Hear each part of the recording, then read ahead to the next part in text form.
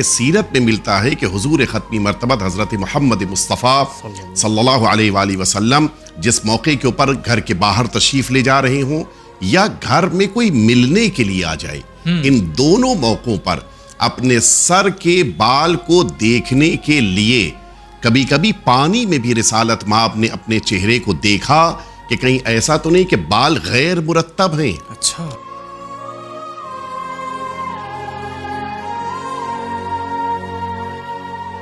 ابھی آپ نے جو بات پیش کی سورہ اعراف کی اس آیت کے سلسلے سے، تو سوال یہ پیدا ہو رہا ہے کہ جب مسجد کے قریب جاؤ تو یعنی سج کے سنور کر کے جاؤ، اس سے کیا مراد ہے؟ مطلب بہت اچھی بات آپ نے پوچھی ہے۔ میں یہ بات واضح کر دوں کہ انسان کو اللہ نے یہ جسم دیا ہے، اور اس جسم کو انسان جب لوگوں کے درمیان لے کر جاتا ہے تو اس جسم کو پوری طرح سے تقریباً چھپا کر لے کر جاتا ہے۔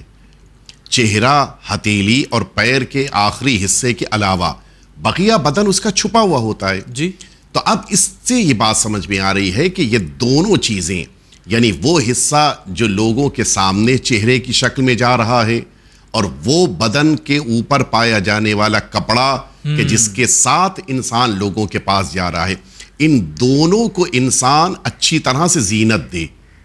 اچھا، اب اگر چہرے کی زینت ہے تو سر کے بال مرتب ہونے چاہیے۔ سب سے اوپر سے شروع کریں۔ جی، سب سے پہلی بات، سر کے بال مرتب ہونے چاہیے، اور اس کی بڑی تاکید وارد ہوئی ہے۔ اچھا، حتیٰ آپ کی خدمت میں عرض کریں کہ سیرت میں ملتا ہے کہ حضور ختمی مرتبہ حضرت محمد مصطفیٰ صلی اللہ علیہ وآلہ وسلم جس موقع کے اوپر گھر کے باہر تشریف لے جا رہے ہوں یا گھر میں کوئی ملنے کے لیے آ جائے، ان دونوں موقعوں پر اپنے سر کے بال کو دیکھنے کے لیے کبھی کبھی پانی میں بھی رسالت مآب نے اپنے چہرے کو دیکھا کہ کہیں ایسا تو نہیں کہ بال غیر مرتب ہیں۔ اچھا، اتنی اہمیت اس بال کی۔ آپ کے ذہن میں شاید توجہ ہے، یہ بات آپ متوجہ ہیں کہ اس زمانے میں سر کے بال کو معمولاً عمامے کے ذریعے سے چھپا لیا جاتا تھا۔ جی، اس کے باوجود کہ بال کا اچھا خاصا حصہ کپڑے سے چھپا ہوا ہے، وہ بال کا حصہ جو دکھائی دے رہا ہے اس کو بھی رسالت مآب مرتب فرماتے تھے۔ اتنی اہمیت۔ اس کے بعد آپ نیچے آئیے، اس کے بعد جو چیز ہے وہ انسان کا چہرہ ہے، اور اس چہرے میں جو سب سے اہم چیز ہے وہ انسان کی یہ داڑھی ہے۔ داڑھی کو مرتب رکھنا، حتیٰ داڑھی کے اوپر انسان کی یہ مونچھ اس کو مرتب قرار دینا، یہاں تک کہ اپنے چہرے کو صاف ستھرا رکھنا، یہ ساری چیزیں سیرت میں موجود ہیں، اور ان کے بارے میں یہ پتہ چلتا ہے کہ اس طرح سے انسان کو خود کو مزین کرنا چاہیے۔ اسی طرح سے ہاتھ ہے انسان کے صاف ستھرے ہونے چاہیے، اسی طرح سے پیر ہے۔ اب آئیے وہ کپڑا کہ جس کپڑے سے اپنے بدن کو چھپا کر انسان لوگوں کے سامنے جا رہا ہے، جی، اس کی بڑی اہمیت ہے۔ اتنی زیادہ اسلام میں اس بات کی اہمیت ہے کہ حتیٰ تاکید ہے کہ وہ لباس تم پہنو کہ جس لباس سے تمہارا بدن دوسروں کے سامنے اچھا ظاہر ہو۔ اتنی تاکید ہے، یعنی تم اس لباس کو نہ پہنو کہ جس کی وجہ سے لوگوں کی نگاہ میں تمہاری وقت گھٹ جائے، تمہیں لوگ حقیر نگاہ سے دیکھیں۔ نہیں، ایسا لباس پہنو کہ جس کی بنا پر تمہاری اہمیت، تمہاری عزت اور تمہارے وقار میں اضافہ ہو۔ اپنے تم مراتب کے مطابق، تم اپنی زندگی کے مطابق، اپنی سہولتوں کے مطابق جو مناسب لباس ہو اس لباس کا انتخاب کرو۔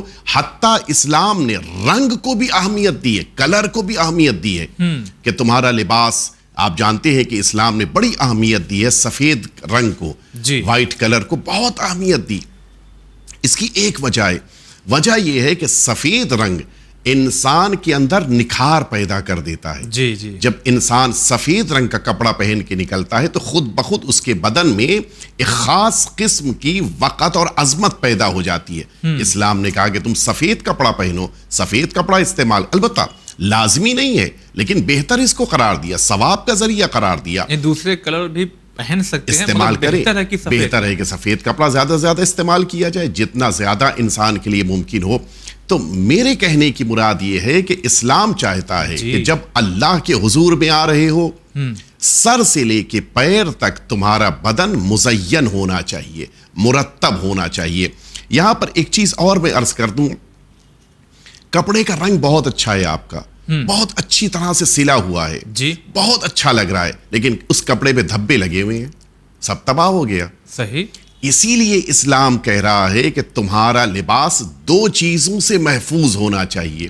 ایک گندگی سے محفوظ ہونا چاہیے, دوسرے وہ نجاستوں سے محفوظ رہے. تو نجاست تو ظاہر سے طور کے اوپر یہ چھپی ہوئی شے ہے, لیکن یہ جو گندگی ہے وہ تو نگاہوں کے سامنے آتی ہے. جی خود بخود شخصیت فوراً چھوٹی ہو جاتی ہے جب اس کا لباس گندا دکھائی دیتا ہے. میں اسی لیے عرض کروں آپ کی خدمت میں, وہ شخصیتیں کہ جنہیں پروردگار نے آئیڈیل بنایا ہے ساری امت کے لیے, جن شخصیتوں کو بہترین نمونہ عمل بنایا, ان شخصیتوں کی زندگی میں اگر آپ دیکھیے, ان کے لباس میں پیوند تو ہیں لیکن دھبا نہیں ہے.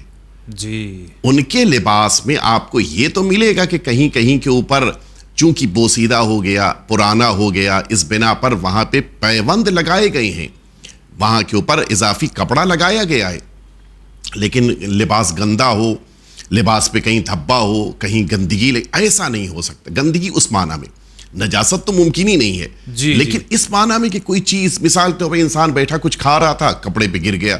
یہ صورتحال بھی ان شخصیتوں کے وہاں کے جنہیں اللہ نے اپنا اس دنیا میں ولی بنایا, ان کے وہاں نہیں ملتی. اس سے پتہ چلتا ہے کہ یہ شخصیتیں کتنی احتیاط کرتی تھیں اپنے لباس سے بھی متعلق. کیوں؟ اس لیے کہ ان شخصیتوں کو اللہ رب العزت نے آئیڈیل بنایا ہے. تو اب پبلک کو, لوگوں کو ان کے پیچھے چلنا ہے. تو جب ان کے پیچھے چلنا ہے تو ان کا لباس ایسا ہو کہ لوگ بھی اس کی طرح سے ان کی طرح سے دیکھ کر اپنی زندگیوں میں اس طرح کا لباس اختیار کریں.